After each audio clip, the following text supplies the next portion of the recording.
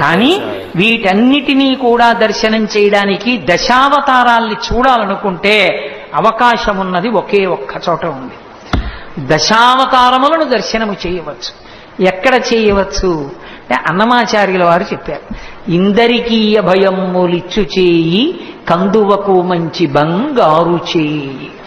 వేదోద్ధారణ మందరాభరణ పృథ్వీధర్మ నిర్మాణ ప్రహ్లాదత్రాణ బలిప్రతారణ నృపాహంకార నిర్వాపన వైదేహీ రమణా ధనంజయ జయ వ్యాపార పారీణ చోణీ దివ్యత్కరుణా తమోహరణ తండ్రి వెంకటేశ ప్రభో.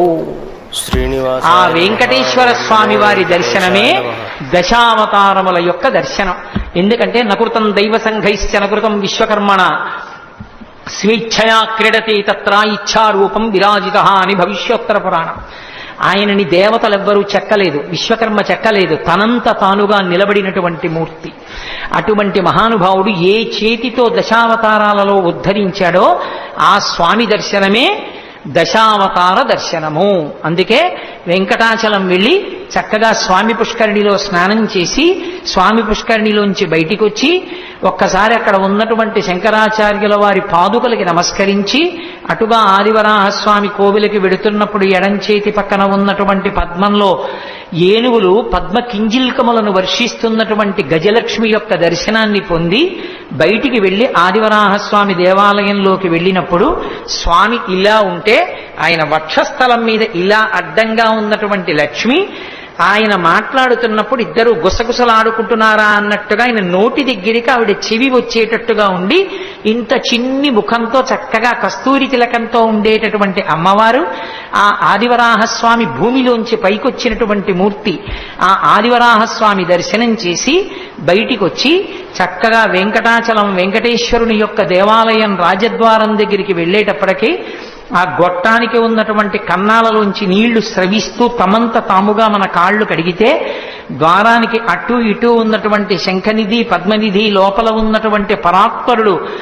సమస్త ఐశ్వర్యములను ఇవ్వగలిగినటువంటి వాడు సార్వభౌముడు జగత్తులను శాసించగలిగిన వాడిని తెలియచెప్పేటటువంటి శంఖనిధి పద్మనిధిని దర్శించి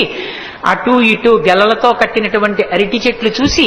ఆ పెద్ద గడపని దాటి అవతలకి వెళ్లి ఎర్రతివాచి మీద నడుస్తూ కొంచెం ముందుకెళ్లి ఇలా కుడి చేతి పక్కకి తలెత్తి చూస్తే కింద బొడిపితో అనంతాచార్యుల వారు వెంకటేశ్వర స్వామి వారి మీదకి విసిరినప్పుడు గడ్డానికి తగిలి దెబ్బ తగలడానికి ఉపయుక్తమైనటువంటి ఆ గుణపం కనపడి కింద గడ్డపార అని తెలుగులోనూ ఇతర భాషలలోనూ బోర్డులుంటే అవి చూసి కొంచెం ముందుకెళ్లి ఇలా ఎడం పక్కకి తల తిప్పి చూస్తే వెంకటపతి రాయలు అచ్యుతరాయలు వరదాజీ అమ్మాణ్ణి ముగ్గురి విగ్రహాలు కనపడితే ఇటు ఇలా కుడి పక్కకి చూస్తే అక్కడ శ్రీకృష్ణదేవరాయల వారు టోపీ పెట్టుకుని రెండు చేతులతో అంజలి ఘటిస్తూ కృష్ణదేవరాయల వారు, ఇటు పక్కన తిరుమలదేవి, ఇటు పక్కన చిన్నాదేవి అక్కడ నిలబడి ఒక్క క్షణం ఇలా చూస్తే ఎడంచేతి పక్కన స్వామివారి తులాభారం పిల్లల్ని పెద్దల్ని తీసుకొచ్చి ఏ మొక్కులు మొక్కుకున్న వాళ్ళు పటికి బెల్లంతో బెల్లంగడ్డలతో ఆఖరికి ఒంటి మీదున్న నగలతో మంచి ముత్యాలతో ఇచ్చేటటువంటి తులాభారం, అక్కడే ఉన్నటువంటి రంగనాయక మంటపం, అక్కడే ఉన్నటువంటి తిరుమలరాయి మంటపం, ఎదురుగుండా ఉన్నటువంటి అద్దాల మంటపం, ఆ అద్దాల మంటపం మెట్ల మీద కూర్చుని ఎదురుగుండా ఉన్న రంగనాయకుల మంటపం వంక చూస్తే పెద్దడి ఇత్తడి ప్లేటు, దాని మీద నల్లటి అక్షరాలతో మాలికాపూర్ దక్షిణ దేశం మీదకి దండయాత్ర చేసినప్పుడు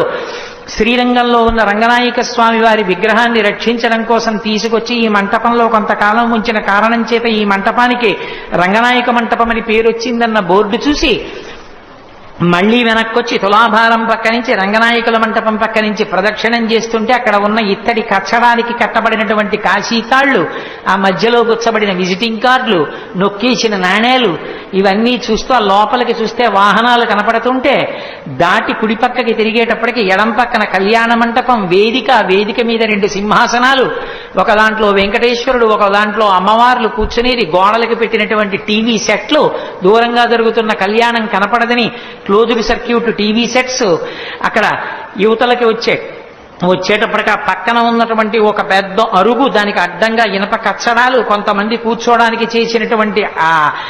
అవకాశం, ఆ పక్క నుంచి నడిచి వెడుతుంటే పక్కనే విన్న పెద్ద తూము పక్కన ఉన్న ఎర్రటి గ్యాస్ గొట్టం, అది కాళ్ళకి తగులుతుంది, యువతల పక్క నుంచి నడవే అని భార్య అని చెప్పి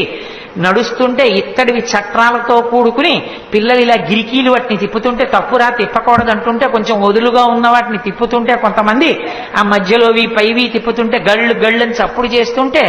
గోడ కన్నాల్లో పెట్టిన విజిటింగ్ కార్డులు చూసి ఏమిటో పిచ్చి భక్తి అనుకుంటూ కొంచెం ముందుకెళ్లి కుడి పక్కకి తిరిగేటప్పటికి ధ్వజస్తంభం, దానికి కట్టిన దర్భలు, ఆ ముందు పెట్టినటువంటి 5 బలిహరణ శిలలు, ఆ ఈశాన్యంలో ఉన్నటువంటి క్షేత్రపాలక శిల,